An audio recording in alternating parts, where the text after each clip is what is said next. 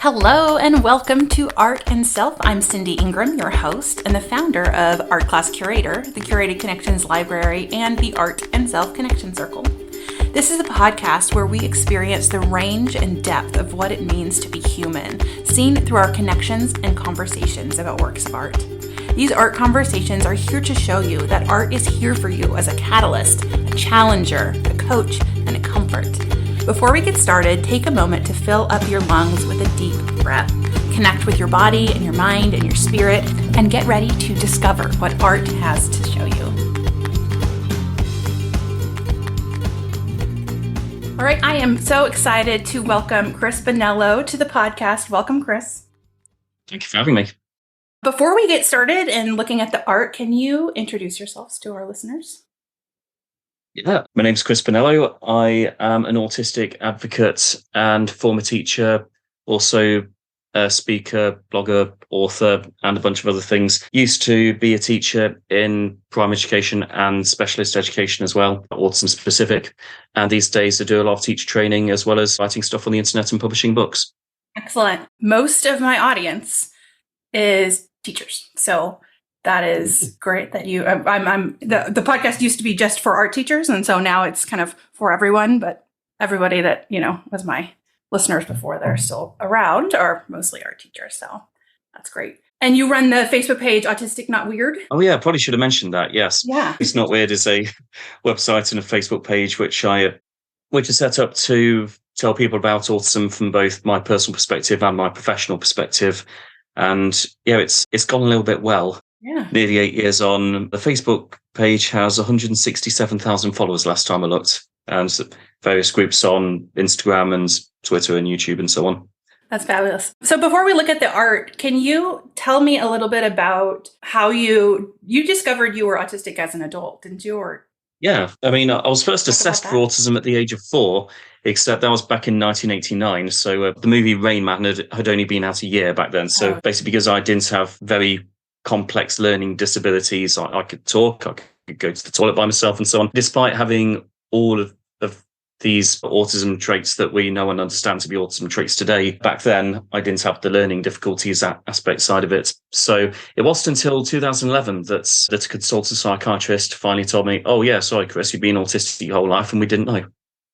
Yeah. I was 24. I was 24 when I found out, 25 when I got diagnosed. Yeah. What was that, and what was that like? Overall, a very good thing. Bear in mind that when I got diagnosed, I was in quite a negative place in my life anyway. So I had this thing to blame all of the bad things in my life on. So even though ordinarily, about 9 times out of 10, that's not a statistic, it's just a saying, but 9 times out of 10, when someone finds out they're autistic, their reaction is, oh, that explains everything. Yeah. And to an extent, it was like that for me, but in my particular case, it took a little bit more time to make peace with it. But again, speaking as someone who is where I am now, doing what I'm doing now, I am slightly glad that someone told me. Yes. And that's what to tell parents of autistic children. Please tell your children they're diagnosed, because I think the sooner they find out that there is a reason why they're different to other people, then the sooner they can make peace with their autistic identity, rather than feeling as a friend of mine puts it, neurodivergent guilt of being different to other people, but not having an explanation as to why. You do occasionally hear the argument of, oh, well, I don't want to tell my child they're autistic. It might make them think they're different. Well, newsflash, your child already knows that they're different. Give them a word for it.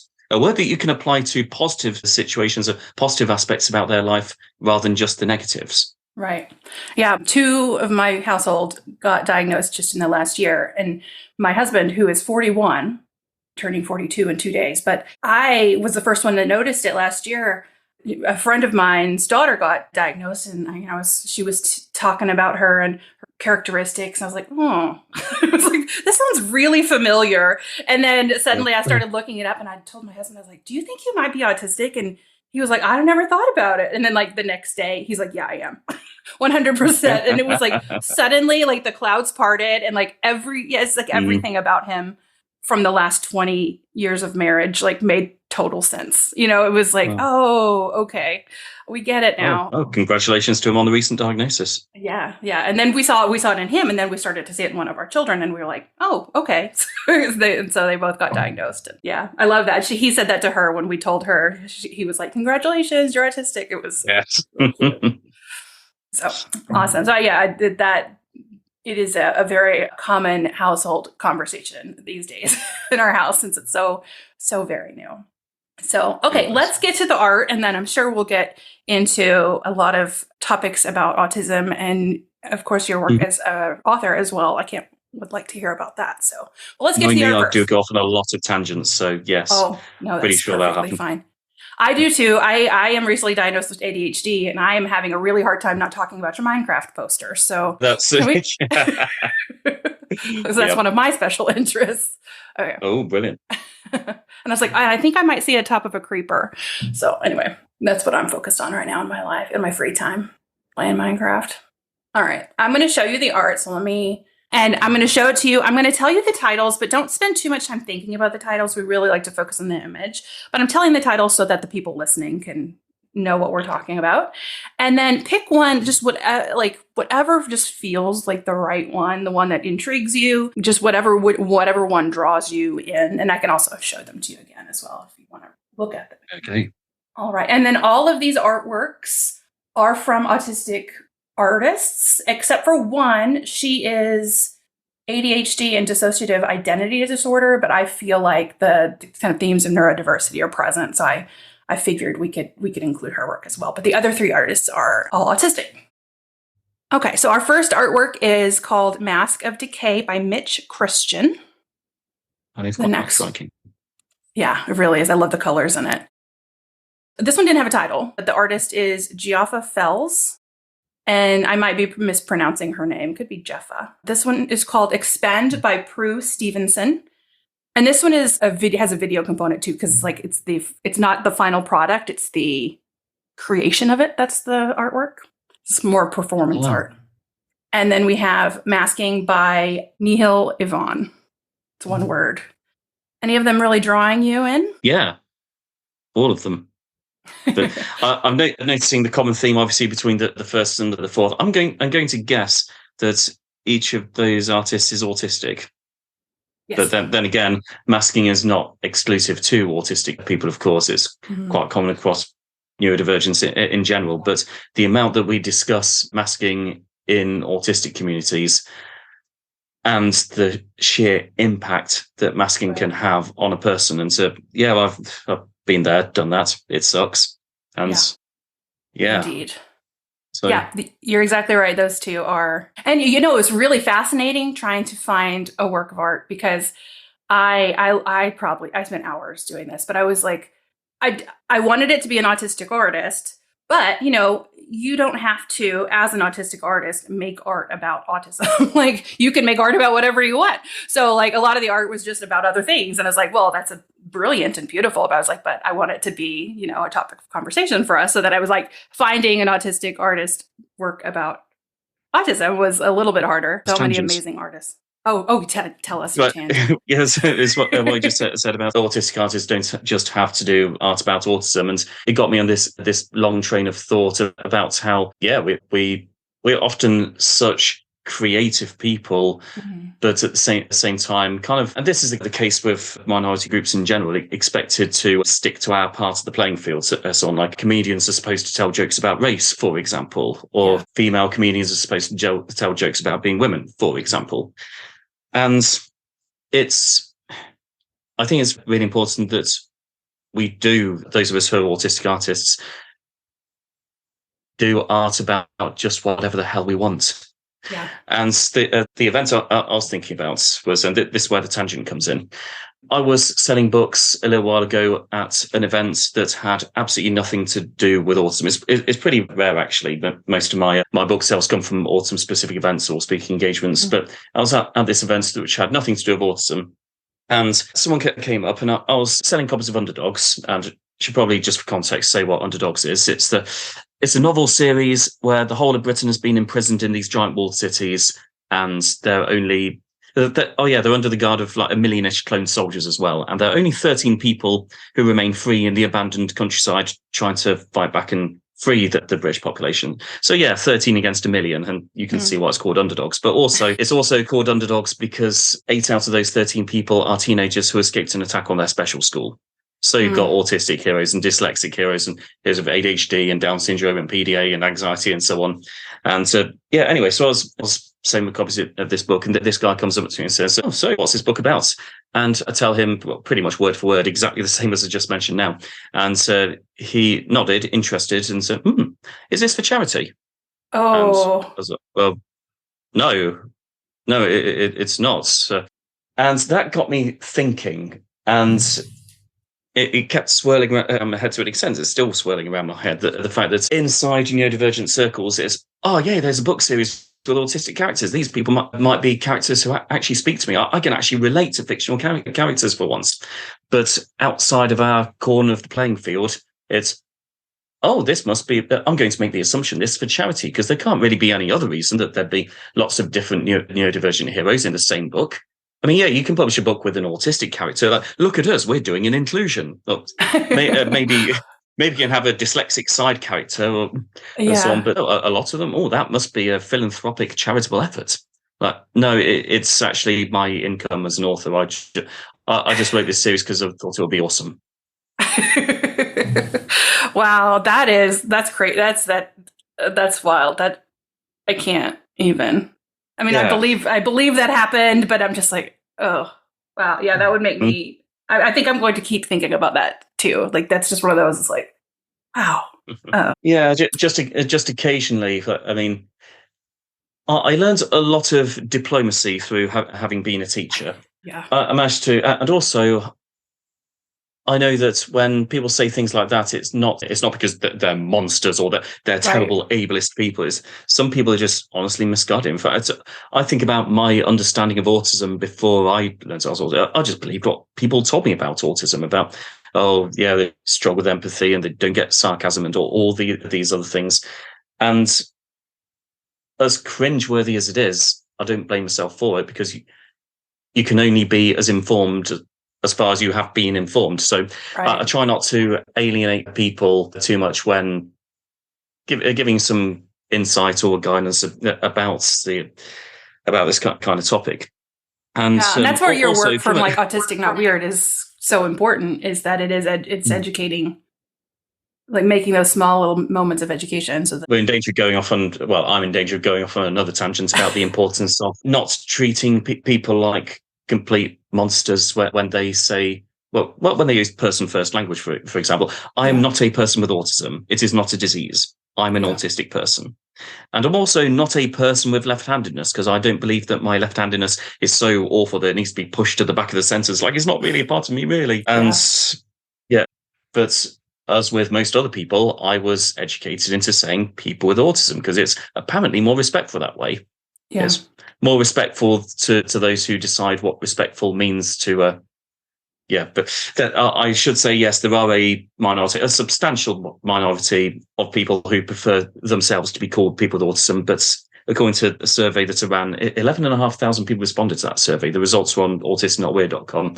The vast majority of autistic people prefer to be called autistic people. But the amount, if you run a Facebook page where someone says, "Please help me, my son with autism is struggling with anxiety," and that thread gets 100 comments, the more comments that thread gets, the more likely you are to get one person saying, "No, don't do that. He's your autistic child." And fair enough, teaching about language is important. I don't want to say, "Oh, we shouldn't be telling people about the importance of identity first language," because we should. But honestly, time and a place, and also they need help. That mom is.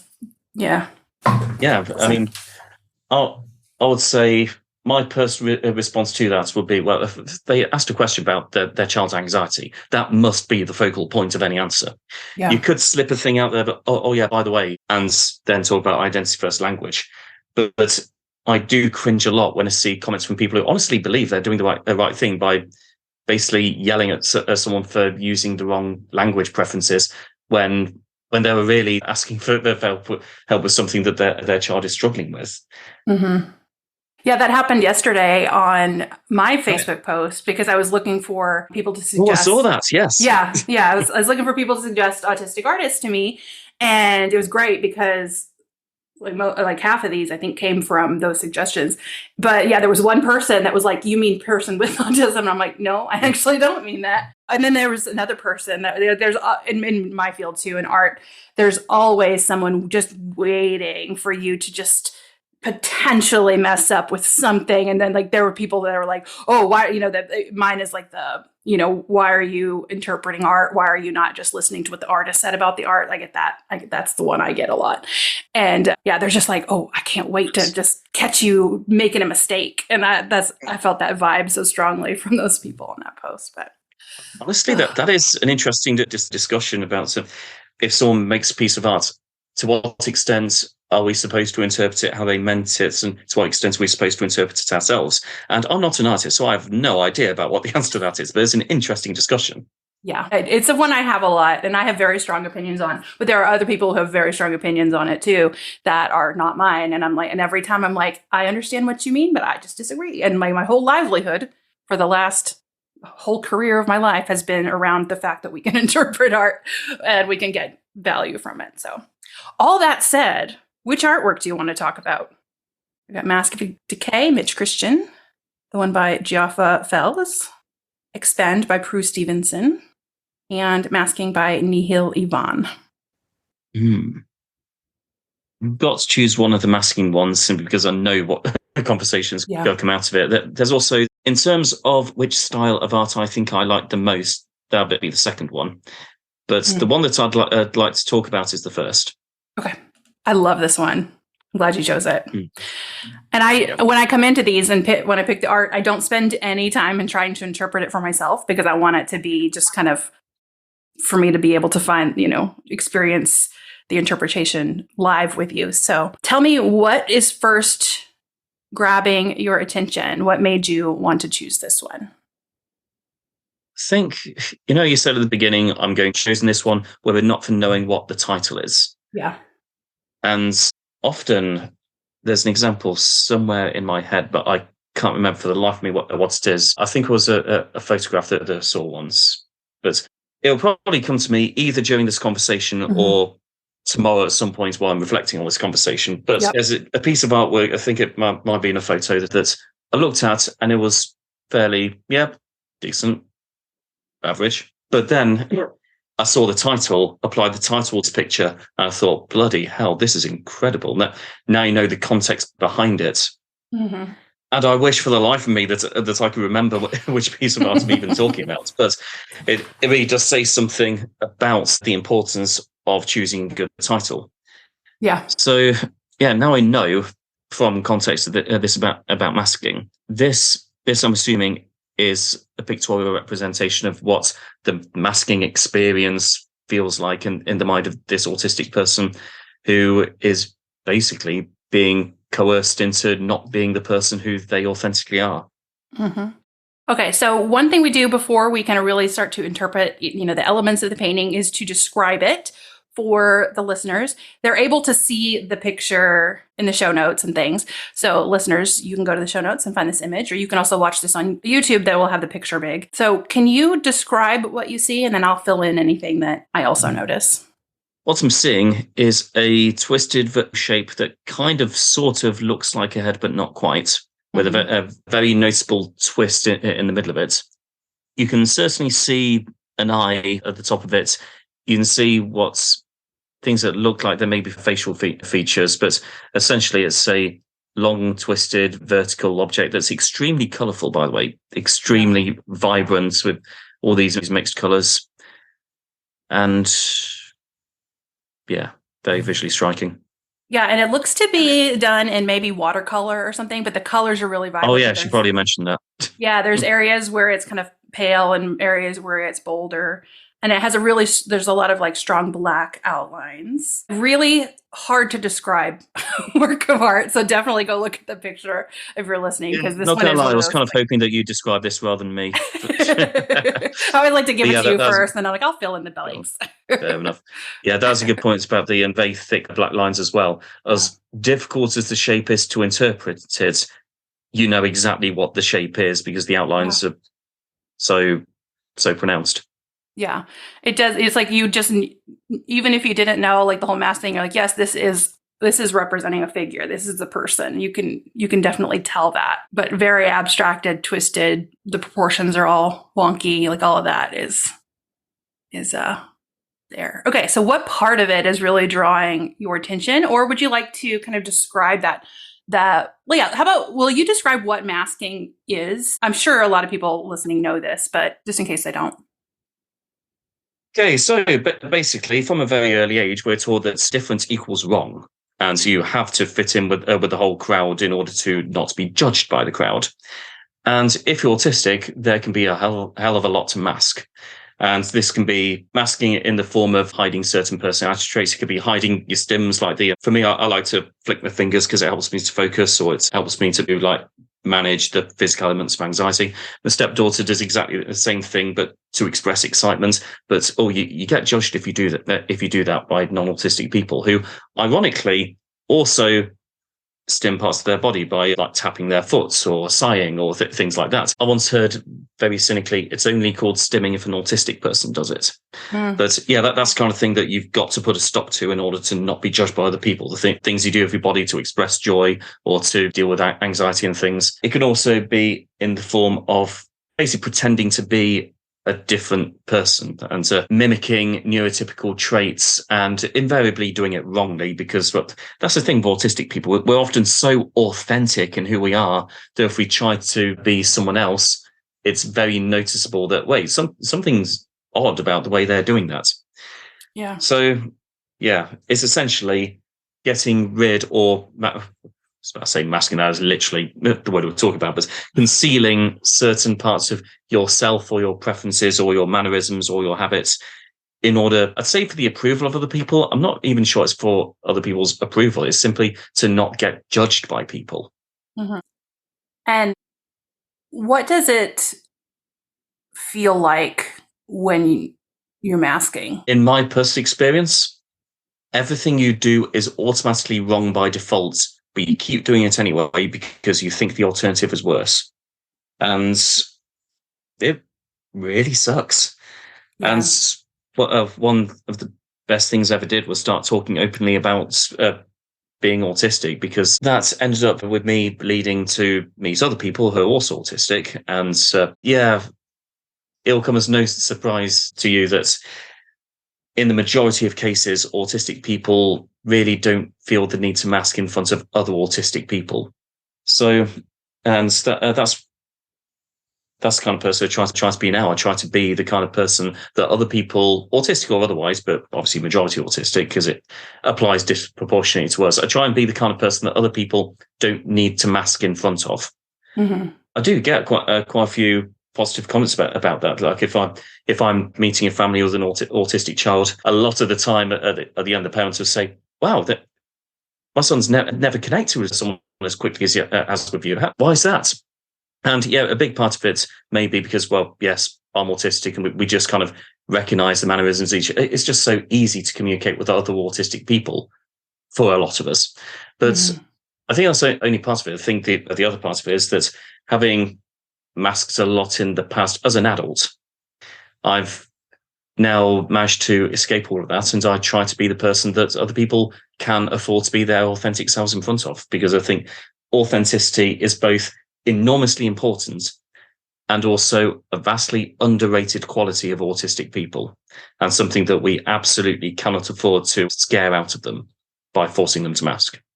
Yeah, I had never thought about that most autistic people are so incredibly authentic. It's an underrated quality. It really is. I mean, I had not thought about that. And it was interesting with my husband before we knew he was autistic. Like, I would always get so confused about how he was at home versus how he was in social situations. Like, his voice was different. He moved his body different. And I was like, I was like, I could never figure out what was happening. Like, and I know everybody has like their social persona and their like home persona, but his was so strikingly different, and that I couldn't I could never figure out what it was. I thought it was maybe he was just shy, and he is.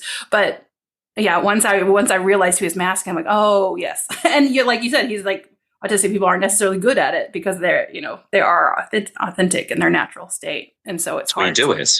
We feel like we have to. Yeah. Things happen if you don't. Yeah.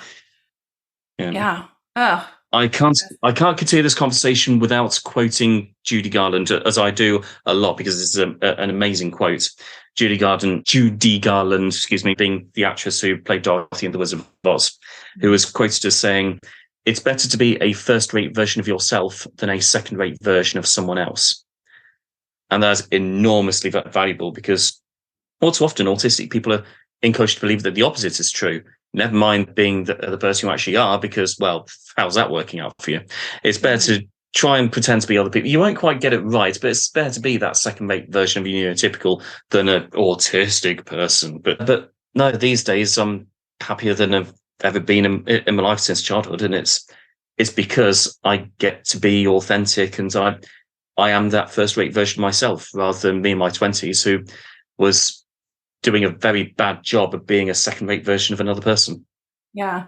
It makes me think of, do you ever follow the work of Gabor Mate? Don't, I'm afraid. He writes a lot about ADHD, but he writes and talks about how like two of our like evolutionary needs are, one is to belong, and then the other need is to be authentic. And like you need both of those things to survive. And so you need to belong because you need to, you need someone to feed you. But then like you also need to be authentic because you need to learn to be able to follow your gut instincts, and you need to be able to, there's a lot of things you're happier, but like you need that to survive. But then, in our world, that the need to belong is now directly clashing with the need to be authentic. And so usually the need to belong wins because it's survival instinct. You have to eat. You have to be part of a group. And you have to stay with the herd. Yeah.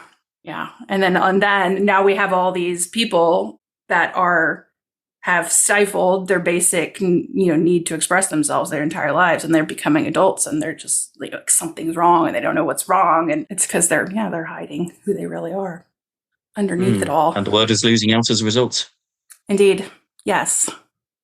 So tell me where you see this masking and how it feels to mask in the artwork. I suppose the biggest clue is the fact that it's nearly but not quite a face. As in, I'm seeing in parallels with when you're masking, you're nearly but not quite a person, or your person, your version of yourself. In fact, is it just me? I think I've just noticed something right at the bottom. I think that person's got hair. So I'm now seeing this a bit differently. Up until now, I'd seen it as some twisted shape of a head. But now I'm seeing it as, assuming that I'm right in that is hair, the bottom half bit just below that twisted bit is the person's physical head. And then everything above the twisted bit is the mask that they're putting on. So I'm now no longer seeing this as a twisted version of a head. I'm seeing it as a head with a mask growing out of it. Yeah, I have been looking at this hair too, trying to figure it out. Yeah, if that's and then there's this jaggedy like yellow that could be also like a hairline. That's literally what I'm thinking is their hair. You were, because I was seeing these little black. Yeah, so it's like the mask is growing up, twisted out. Yeah. Oh. It's funny because I'm now picturing the artist listening to this, and the artist could be thinking, well, duh, you only just saw the hair. Or the artist could be thinking, oh, well, yeah, we get it. Because occasionally someone reads Underdogs and points something out that I actually had not worked out. Like, one of my characters is gay, and I had no idea until people pointed it out. It's hilarious. Yeah, I had a funny conversation. I've told it on the podcast before, but I had a funny conversation with an artist on the streets of New Orleans. He was selling his art, and he had painted a bunch of frogs, and it was a delightful painting of a bunch of frogs. And he was like, yeah, it's a bunch of frogs. And then someone came through and was like, that's an orgy. And then and now he can't not see it. And so now that's what he calls it, and I was like, that is amazing that like the viewer co-created what the artwork is about with you. Like you created it, and then something else different happened from it.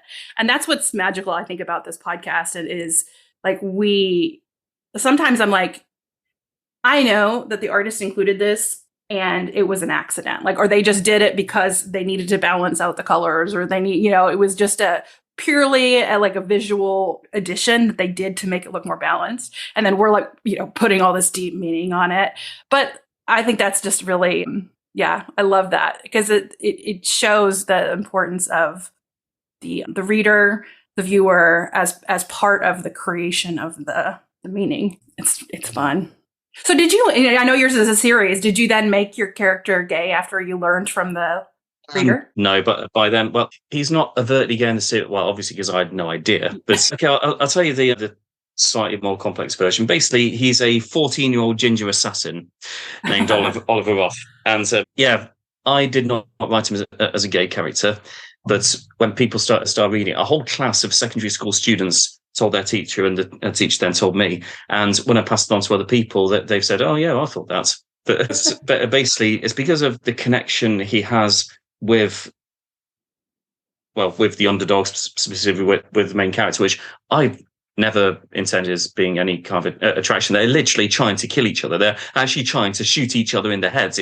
It's not a traditional romantic relationship here. But my conclusion is that, because, try not to go into loads of backstory here, but this young lad was basically adopted into this private defense contractor, made to live inside this citadel, which one day became New London Prison. And he's the only teenager there.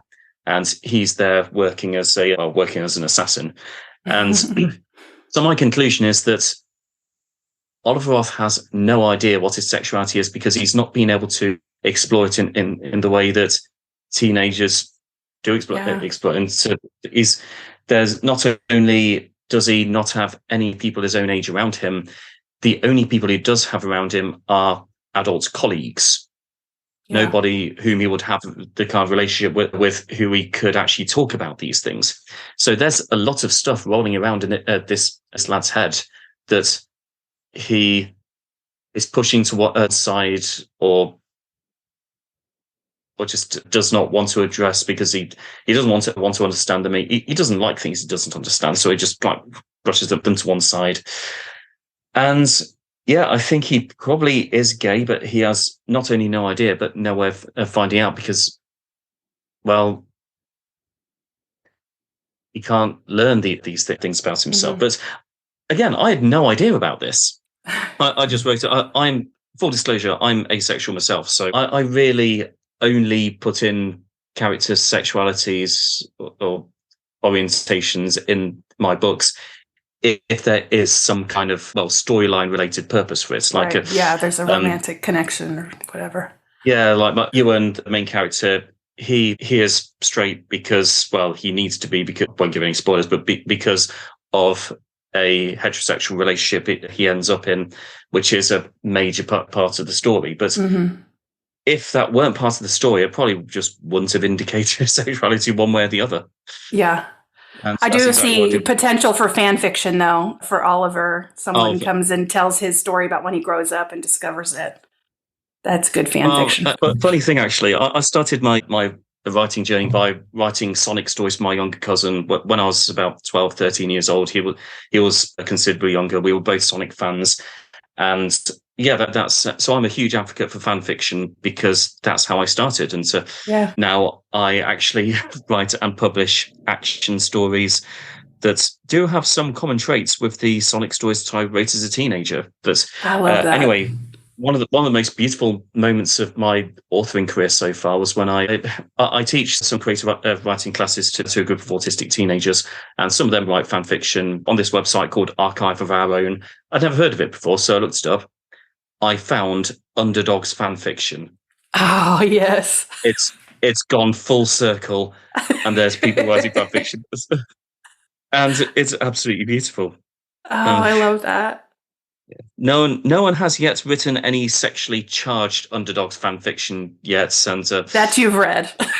Oh yeah, that they might have. Yeah, maybe written in a personal journal or something somewhere, like the Ewan Weston Oliver Roth / fan fiction. Oh dear. I love that. Oh, because that really does. It's like and that's the creative process. Is you have to start with references that you know and references you're interested in, and then you start to make connections, and it's all, and then once you release your book into your work into the world. I'm writing a book currently, and so I've been thinking about this a lot. But like, once you release that into the world, like, stuff happens. One line that someone says is going to trigger something in some person that they're not going to realize. And then it's just going to create a whole different path for that one person because they read, it's brilliant, the impact of art and books. Oh, yeah.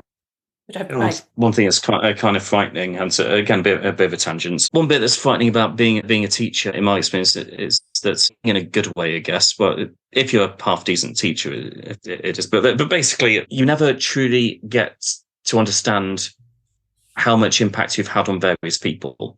Like, for every one student who comes back and says, "Oh, you helped me to do this. This is really helpful," there'll be another 10 who you helped, and for you know, they could be telling stories about how this teacher helped them that one time, but you'll have no idea. I'm thinking of Year 4 teacher, Mrs. Dishington. I was thinking about it just a few days ago and how much of a great teacher she was. But she moved down to the South Coast in 1995, and so I don't even know if she's still alive anymore. But yeah, she has if she is alive, she's got no idea that I'm talking about her right now. So it makes me wonder. And this is both in terms of teaching and in terms of arts and writing and stuff in general. I mean, bloody hell, I've got 167,000 Facebook followers. I have absolutely no idea what kind of impact I may or may not be having, and it's really frightening.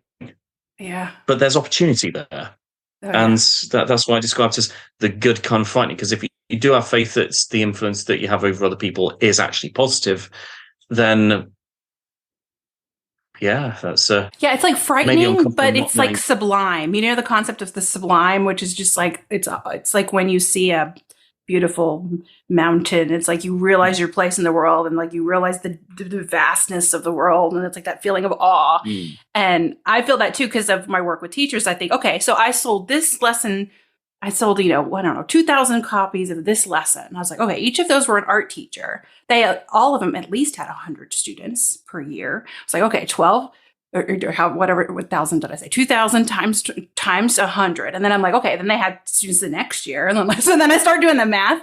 And then I just all of a sudden like get completely overwhelmed. And it's the same. It's like a frightening feeling, but it's also just like it's like a feeling of just like bliss at the same time. So. In a lovely comfort zone of being very frightened of something big. Yes. I love that feeling. It's so good. Okay, let's bring it back to the art, because I always wanted to make sure we're kind of coming back in. So now that we've realized this is this potential at the bottom is the hair, and then the face mask is kind of coming off of that.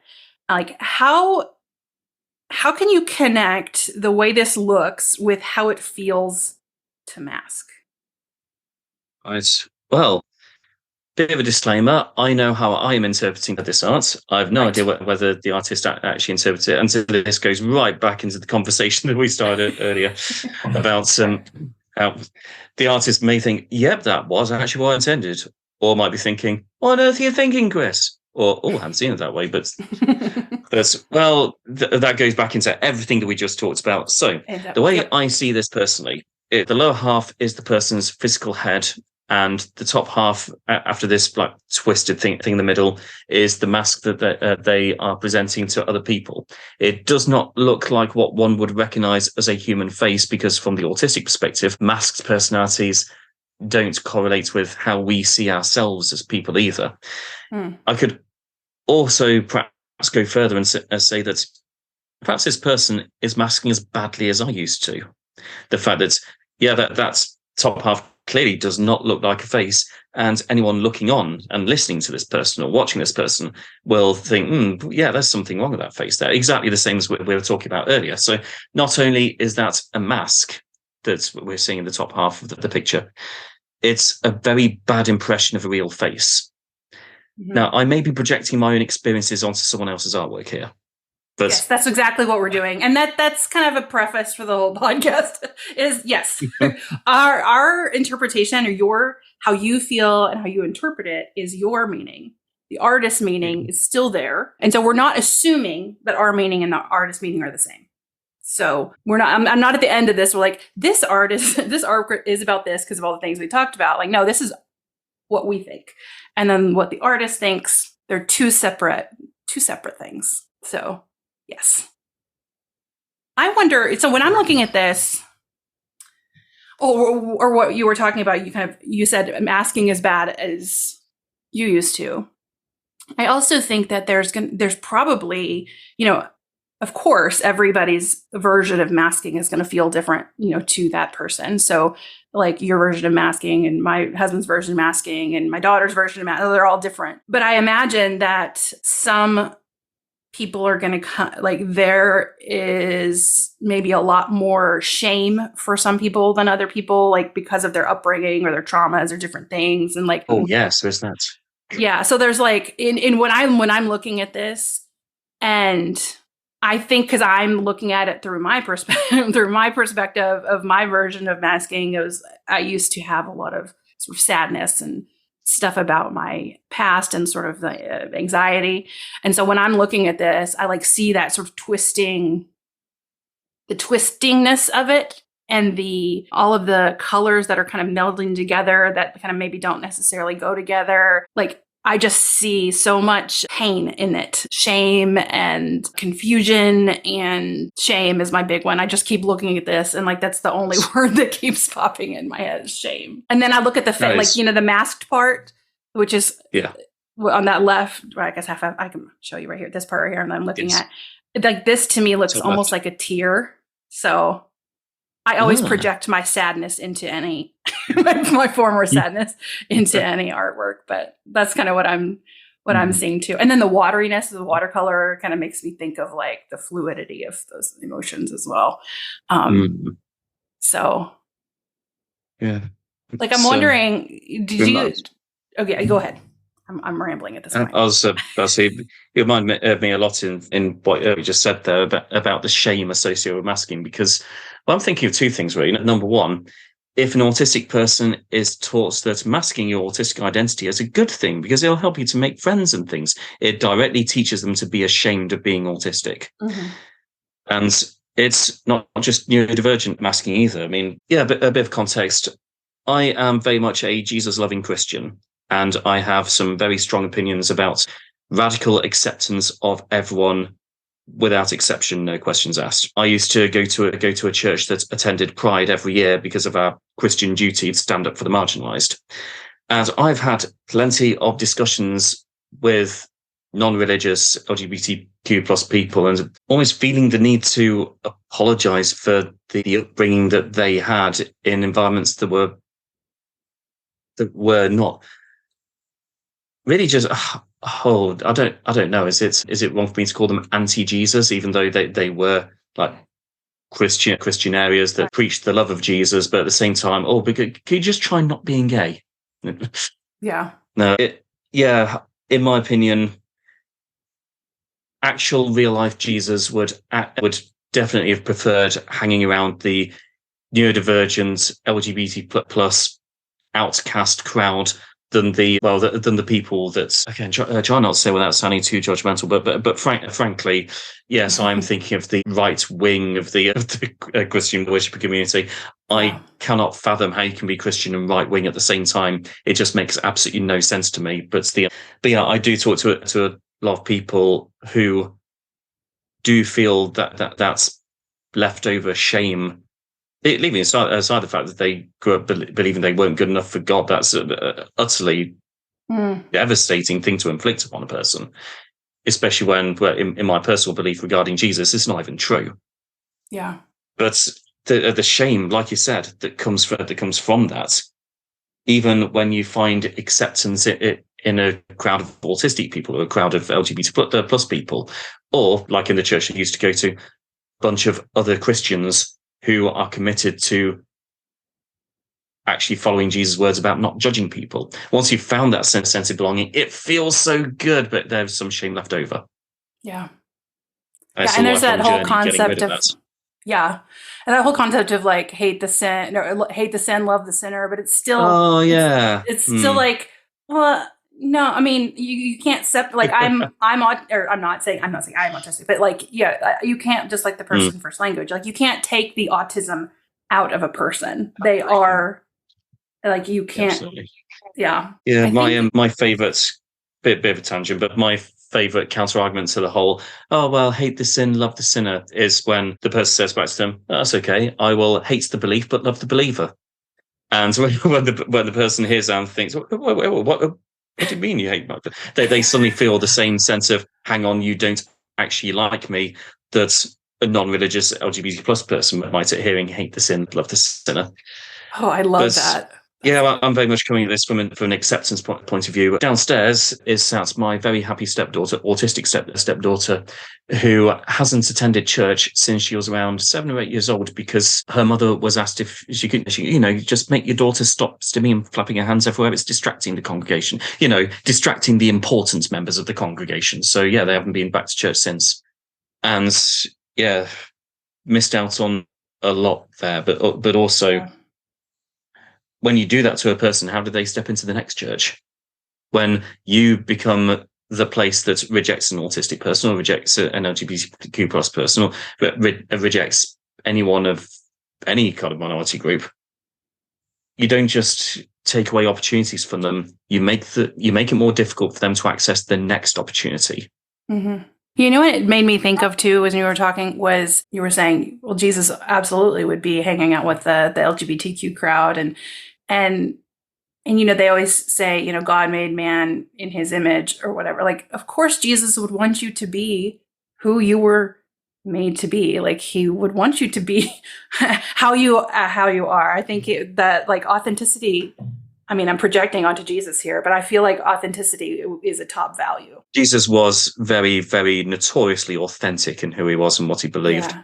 But in what you were saying there, yeah, that church mentioned that went to Pride. We also met in a pub for quite a while. Yeah, one of our vicars has recently become Britain's first fully ordained non-binary priest. And they have a lot of insights and opinions about God creating people to be their authentic self. In fact, give me a split second. I'm going to go to my Facebook profile because I shared a quote from them after the news story came out, because they were on. Yeah, here we go. ITV's this morning, and right at the end when they were asked, "Is there anything that you want to finish by saying?" That it said, "We are called to stand before God as an authentic version of who we were created to be. And that is a lifelong journey for everybody, not just people struggling with their sexuality or gender." And I'm pretty sure earlier on, when I said that getting rid of the shame is a lifelong journey, I was thinking of bingo as I said that. I was thinking of what they said during that interview, and how, yeah, things like that can be lifelong journeys, for better or for worse. Yeah, definitely. That's beautiful. I will look for that post or video, and I'll link to that into the show notes too. So if anybody wants to I will watch post it into the Zoom chat right now. That would be fabulous. Thank you very much. Okay. Awesome. Okay, so we are coming up on an hour, and I don't want us to go too terribly long. But what is left in the artwork that you want to talk about, that you're noticing, that's drawing you? Something I noticed about 10 minutes ago. I'm placing a lot of mental bookmarks in conversations, because two neurodivergent people in conversation can cover such a wide range of things. It does not surprise me in the least bit that we have talked about so many different things that are on the surface totally unconnected to what we were originally supposed to talk about. But as a result, I've placed a lot of mental bookmarks and things I might want to refer back to. Good. And something I noticed about 10 minutes ago, before we started talking about non-binary priests and shame and all of that. It's all related to me. I don't know what you're talking about, that they're Candace. It makes complete sense. Yes, it makes sense if you view it as a giant web rather than a linear conversation. Indeed. But yeah, the thing I noticed was that, look at how detailed and vibrant the mask is. And, actually, look how bright the mask is. Now look how dark the head is at the bottom. Yeah. That's something that I'm trying to put into words what I'm interpreting from that. But, and also how unshapen that head is. It just looks like a blob in the approximate shape of a head without particularly black colours on it. So that is clearly not meant to be the thing that is standing out about that person. It is the mask that stands out. It's the bit at the top that's supposed to be what people interpret as the representation of that person, and the real actual head that they actually have is pushed down and doesn't really seem to matter, or doesn't have the appearance of mattering as much.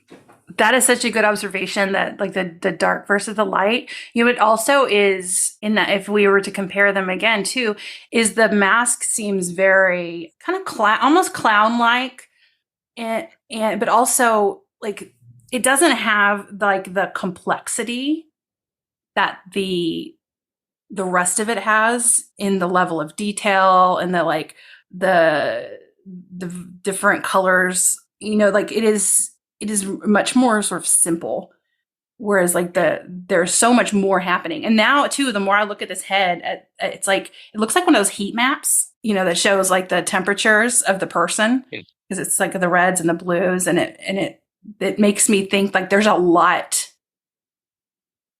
happening there in like that depth and complexity that we don't see in that sort of bright face that you're trying to project onto the world. Interesting. I love that. I love that comparison between the two.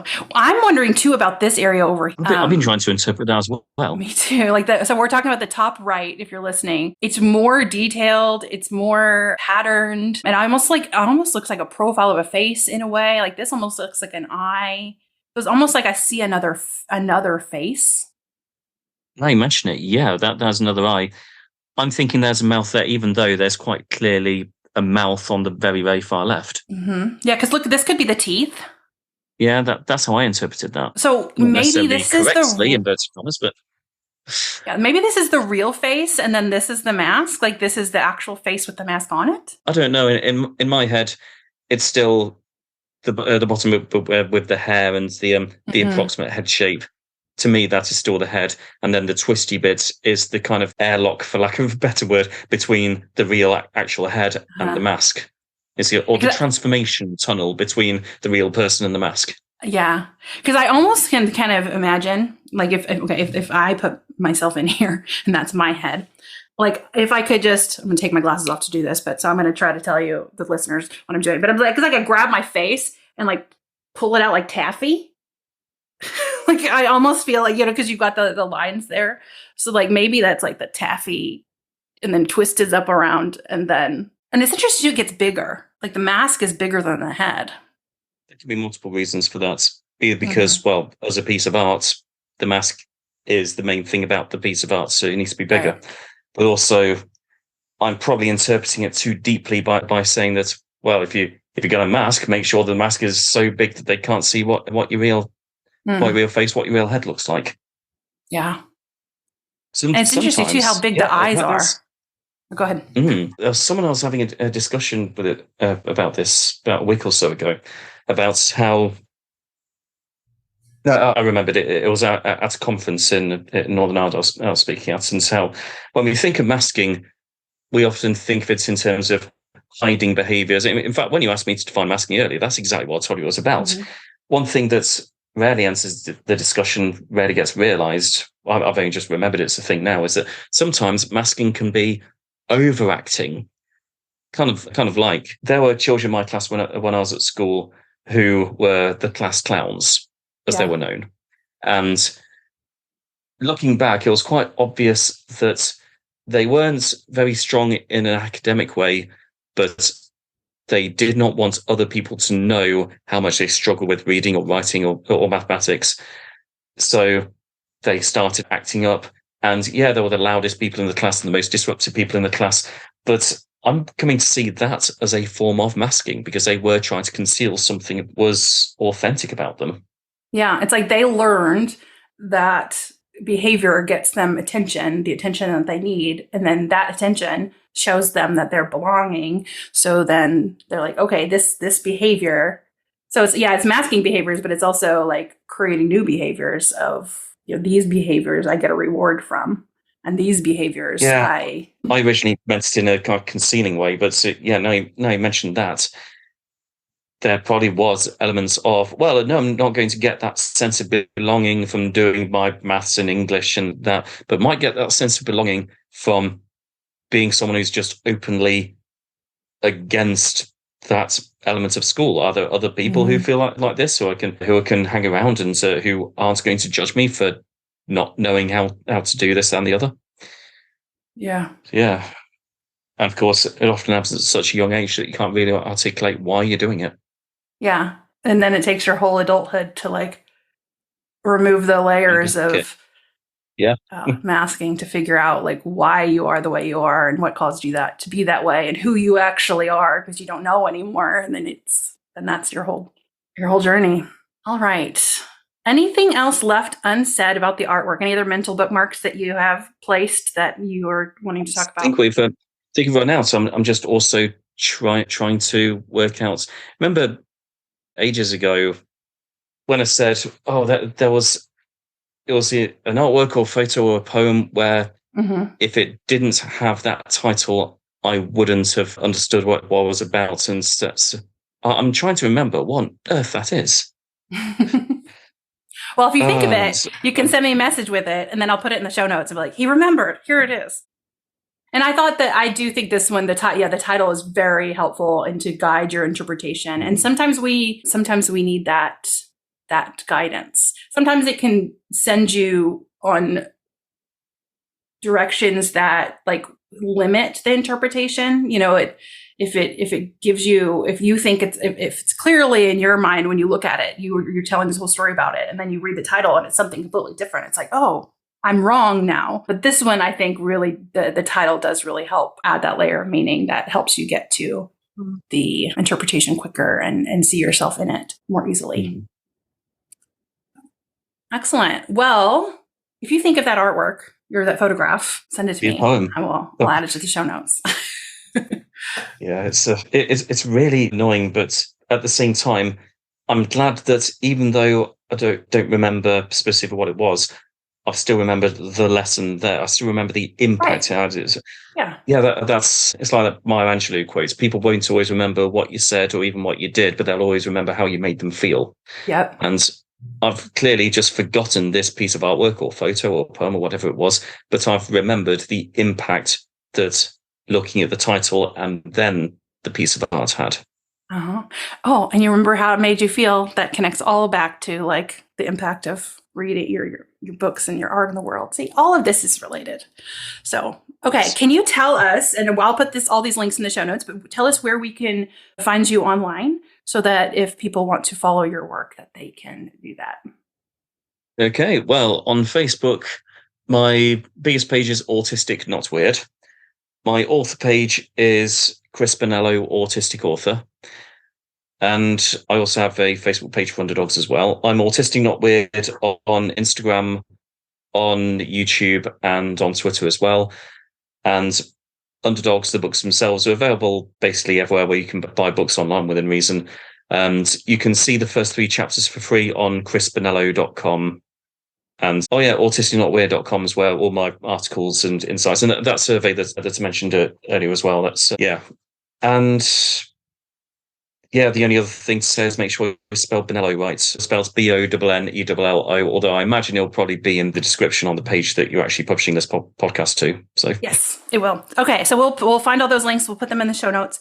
And one question that's just for me is how for your books, what's your age recommendation? Well, you know how The Hunger Games were written for teenagers, but it's largely adult. Well, not largely, but perhaps a slim majority of its readership were adults. It's kind of like that. When people ask me the age range, I generally say 12 plus, but I do mean 12 plus, I mean all the way up to old age. People hear 12 plus and think, oh, it must be for teenagers. Well, yeah, it was written for teenagers, but again, a majority of my readers are adults. And also, even then, 12 plus isn't very useful because I catch the occasional 10-year-old reading it. Yeah, so that was why the question was for me, is because my autistic daughter is 10, she'll be 11 in a couple months, but she is an avid reader. Like she reads books after books after books. And I'm like, oh, she needs this one. So if you've heard of a 10-year-old reading it, I'm like, oh, I think I'll get her that book. Oh, yes. If you can handle the violence in the Hunger Games, you can handle the violence in Underdogs, basically. Yeah. She hasn't read Hunger Games yet, but she will get to it, I'm sure. But she's really stuck in all the Rick Riordan. She loves it. It's an amazing trilogy. Yeah. Oh, I do. Yeah, me too. I read it when I was like right after she was born. Like when I was like feeding her, I would sit there and read Hunger Games. I'm like, you need to read it. It's part of your legacy. Awesome. Okay. Well, thank you so very much for joining me today. I loved this conversation. Thanks for having me. Thank you so much for listening to Art and Self. And if you loved what you heard, please consider leaving me a rating or a review on iTunes. And share this episode with one friend who you know needs to hear what we talked about today. You will find links to the artworks that we discuss over at the show notes at artandself.com. And you can also join my email list to get notified of all of the new upcoming episodes. The videos of these episodes are also available over on YouTube at Art and Self. And you can also follow me on social media, on Instagram at Art and Self and on Facebook at Art and Self Cindy. Thank you so much for listening and have a wonderful week. I'll see you next time.